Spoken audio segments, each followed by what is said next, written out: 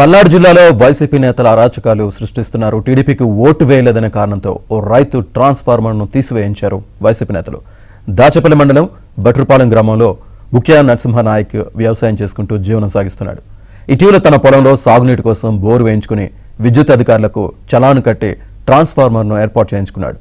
సార్వత్రిక ఎన్నికల్లో వైసీపీకి ఓటు వేయకుండా టీడీపీకి ఓటు వేశారనే అనుమానంతో పొలంలోని ట్రాన్స్ఫార్మర్ను తీయించి రైతుకు జీవనాధారం లేకుండా చేశారు. ఇప్పటికైనా అధికారులు స్పందించి తనకు న్యాయం చేయాలని నరసింహనాయక్ కోరుతున్నాడు. మాకు అన్యాయం జరిగింది. ట్రాన్స్ఫారం తీగలు మొత్తం దౌర్జన్యంతో తీసుకున్నారు.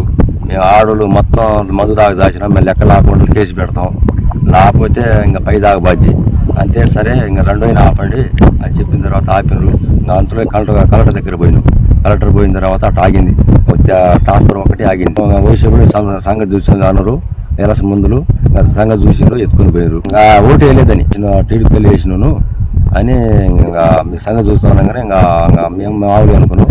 ఇంక ఎత్తుకుని పోయారు. డిఆర్ఓ కానీ కరెంటు ఏఈ గారు ఒక 2 రోజులు ఆపండి, దండం కడతా అని చెప్పిన. 1 గంట కూడా ఆగే పని లేదు. రేపు పొద్దున కల్లా పీకేస్తుంటే పొద్దున కల్లా తీసేసిండు. మేము అంతలో గట పీకేస్తుంటే మేము గుంటూరు వెళ్ళిపోయి కలెక్టర్